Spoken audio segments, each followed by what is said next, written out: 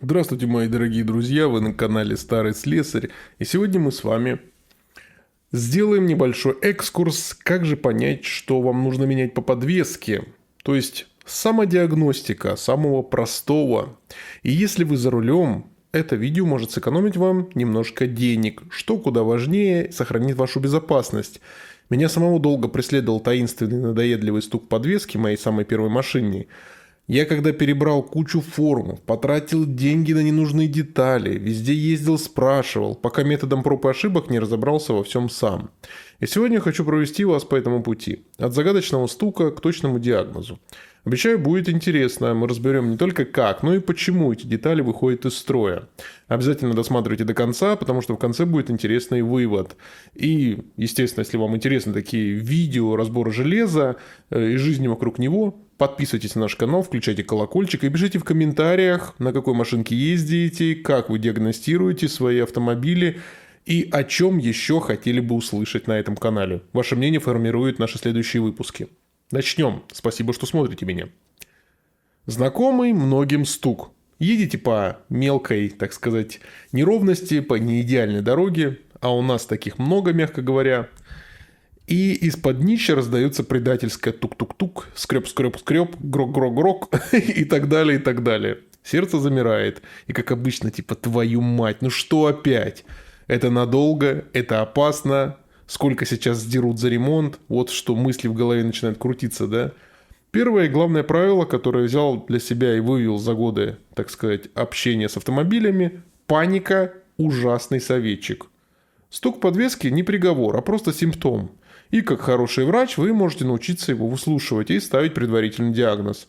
А порой даже вылечить болезнь своими руками, сэкономив на услугах сервиса сумму, которой, может быть, хватит на условный, так сказать, поездку в магазин за продуктами. Сегодня мы будем учиться именно этому. Но сначала небольшая, так сказать, история, чтобы вы понимали масштаб явления. Подвеска в том виде, какой мы ее знаем, пружины, рычаги, амортизаторы, начала активно развиваться с появлением массового автомобиля в первой половине 20 века. Генри Форд, сделавший машину доступной, косвенно породила гигантскую индустрию запчастей и ремонта. Интересный парадокс. Чем доступнее становился автомобиль, тем сложнее и дороже была его конструкция и обслуживание. В СССР, к примеру, с его тотальным дефицитом, культура своими руками была жизненной необходимостью. Автолюбители были универсальными диагностами и слесарями, потому что ждать помощи было просто неоткуда, а запасные части приходилось доставать или что-то колхозить из старого. Сегодня, в эпоху изобилия запчастей и сервисов, мы разучились прислушиваться к своим железным коням. И этим пользуются недобросовестные мастера, разводя нас на ненужные замены. Знание – это наша защита. Теперь к практике. Мы пойдем по пунктам от простого к сложному.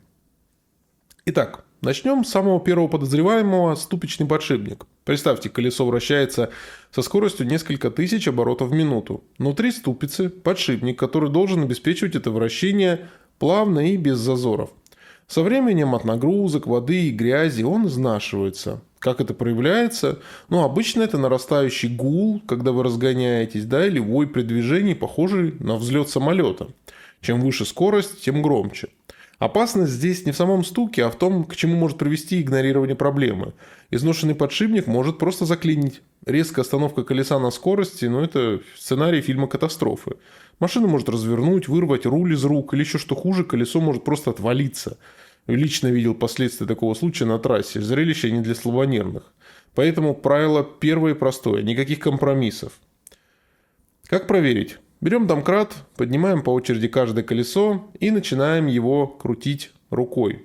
Здоровое колесо крутится бесшумно, плавно и по инерции. Если слышен хруст, шуршание, ощущается перекатывание, так сказать, шариков с заеданиями, потребуется срочная замена. На передних колесах можно взяться рукой за пружину стойки или за сам амортизатор при вращении колеса, и изношенный подшипник будет отдавать вибрации прямо в металл. Это четкий сигнал. Еще один тест – это покачать колесо, взявшись за верх и низ. Либо за лево и право, то есть вот так вот из стороны в сторону подергать колесо. То есть будет небольшой люфт, да это ощутимое пошатывание. Это прямое указание на прям критический износ. Замена подшипника – это работа для опытного мастера с прессом. Но диагностику вы провели сами и теперь просто не попадете на развод. В любом случае самому без пресса поменять будет невозможно, увы. Номер второй в нашем случае – рулевые наконечники. Это маленькие, но важные детальки связывают рулевой механизм с колесами. По сути, шарнир, который позволяет колесам поворачиваться. Их износ напрямую влияет на управляемость. Самое важное чувство за рулем. Если в наконечнике появилась выработка, вы начинаете чувствовать на мелких кочках не отфильтрованные удары, а четкие щелчки в руль. Это не только неприятно, но и опасно, потому что точность руления снижается. Мой любимый способ проверки, он требует второго человека, вам напарника, да. Поднимаем колесо на домкрате, один человек садится в салон и быстро-быстро, буквально на сантиметры дергает руль влево и вправо. То есть не проворачивает его полностью, а вот туда-сюда дергает. Второй в это время держит руку на рулевом наконечнике. Это деталь со штоком и шарниром, который идет от рулевой тяги к поворотному кулаку. И если в наконечнике есть выработка, ваша рука ощутит четкие сухие удары металл об металл в такт движения руля. Это стопроцентный признак, что надо менять. В целом даже можно в одиночку подсунуть монтировку между тягой и проушиной и попробовать расшатать. Люфт – приговор. Хорошая новость – замена рулевых наконечников – одна из самых доступных простых процедур. После нее обязательно, правда, требуется развал схождения, не забудьте об этом, иначе съест вашу резину. Третий у нас, так сказать, и самый, наверное, главный виновник – это амортизаторы или стойки амортизатора.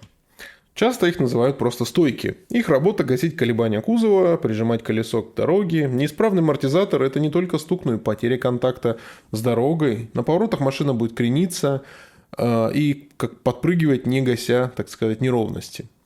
Будет долго раскачиваться. Тормозной путь будет увеличиваться. Экономия на амортизаторах – это прямая угроза безопасности. Проверка есть два этапа. Первый – это визуальный. Посмотрите на стойку. Она должна быть идеально сухой. То есть, естественно, не после проездки по луже, а в сухом варианте вашего автомобиля. Если есть масляные подтеки, либо грязь, шуба, да, из-за забившейся грязи на потек масла, признак того, что уплотнители пробиты и масло утекло. И амортизатор работает на сухую, а скоро перестанет работать вообще. Второй этап – это раскачка. Резкой силой надавите несколько раз на угол кузова над колесом и отпустите. Исправная машина должна, немного просев, и тут же вернуться в исходное положение и замереть. Если же кузов продолжает раскачиваться вверх-вниз дальше, как лодка на волнах, амортизатор отслужили свое, меняй. Но важный нюанс. Часто стучит не сам амортизатор, а его крепежные втулки или опорный подшипник. О нем поговорим ниже. Поэтому диагностику нужно производить в комплексе. Еще одни товарищи – это соленблоки, и резинометаллические шарниры. Это тихие труженики подвески. Они сделали из резины и металла и служат для упругого соединения деталей, гася микровибрации и удары. Со временем резина дубеет, трескается и рвется. Проверка часто лежит на поверхности, просто смотрите эти резиновые втулки в рычагах подвески. Большие трещины, разрывы, расслоения – прямой сигнал к замене. Более точный метод с той же монтировкой. Упритесь ею так, чтобы создать нагрузку на шарнирное соединение. Чрезмерный, видимый на глаз свободный ход, когда металлическая втулка болтается внутри резиновой, говорит о неисправности. Тихие, но важные детали. Их износ приводит к нарушению развала колес, ухудшению устойчивости и к тому самому глухому стуку. Еще одни товарищи – опорные подшипники амортизатора. Они живут сверху, под капотом, в опорах передних стоек, то есть в стаканах. Их задача позволять стойке поворачиваться вместе с колесом при вращении руля. Когда они изнашиваются, появляется ужасный скрежет или стук при повороте руля на месте или на малой скорости. А также может появиться люфт рулевого колеса. Итак, как ловить? Открываем капот, кладем руку на шток амортизатора, металлический палец, торчащий из опоры, или на саму опору. Просим кого-нибудь резко покачать машину из стороны в сторону, не вверх-вниз, а именно из стороны в сторону. Если вы чувствуете удары или люфт на руке, значит подшипник умер. Еще можно поднять передок, завести двигатель, осторожно, естественно, и покрутить руль на, так сказать, вывешенных колесах. Если в крайних положениях руль подкусывает или слышен хруст, это тоже эти подшипники. И, наконец, фавориты по звукам стука, стойки или тяги стабилизатора. Стабилизатор поперечной устойчивости – это прут, который соединяет два колеса одной оси, чтобы уменьшать крен в поворотах. Крепится он к подвеске через короткие тяги со втулками стойки стабилизатора. Эти втулки изнашиваются первыми и громко всех сообщают об этом, сухим звонким стуком на мелких неровностях. Проверить проще простого. На стоянке найдите этот прут, он идет поперек под днищем, или саму тягу, перпендикулярно кузову к стойке или рычагу. Ухватитесь за него и сильно подергайте. Люфт и стук, диагноз ясен. Это, кстати, одна из немногих деталей, которые можно смело менять самостоятельно, имея минимальный набор ключей. Эффект тишины и покоя после замены вас порадует. Ну и последние, но очень ответственные, это шаровые опоры. Это главные шарниры, на которых висит и поворачивается колесо. Их износ критически опасен. Если шаровая выскакивает, колесо просто складывается под машину. Последствия катастрофические. Диагностика в любом случае требует внимания. Машину нужно либо вывесить на подъемнике яме, либо поддомкратить заниженный рычаг подвески. И не за порог, а именно за подвески, иначе вы не почувствуете люфт. Берем длинную монтировку, упираем ее под низ шаровой опоры и пытаемся раскачать, как рычагом. Рука при этом должна чувствовать малейший стук или люфт в шарнире. Его быть не должно вообще, 0. Также можно попробовать покачать вывешенное колесо, ухватившись за верх и низ.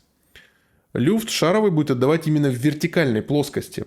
Работа ответственная, если сомневаетесь, лучше доверить проверку хорошему опытному мастеру, но их еще нужно поискать. Но теперь вы точно знаете, что ему нужно проверить, и не позволите сказать все в норме, если это не так, либо же наоборот. Мы прошли долгий путь от непонятного стука к четкому пониманию. Подвеска любого современного автомобиля – это сложный симфонический оркестр, где каждая деталь играет свою партию.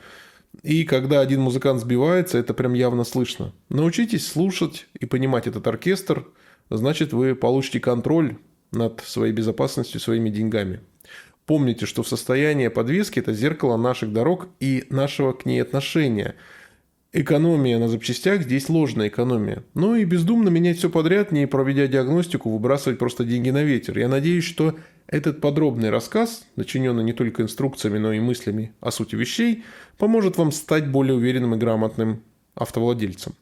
Ну и теперь самый главный призыв к действию к вам. Не поленитесь в ближайшие выходные взять фонарик, монтировку и потратить полчаса на осмотр своей машины. Либо же съездите в проверенный сервис и попросите проверить там.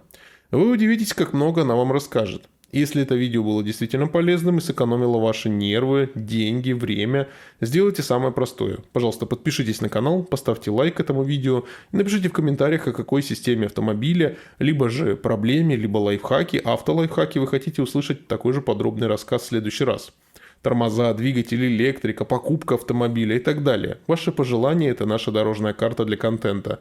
Вместе сделаем ваш каждый километр в пути безопаснее и приятнее. Спасибо, что досмотрели до конца. Удачи на дорогах, ни гвоздя, ни жезла. И не забудьте подписаться и прокомментировать.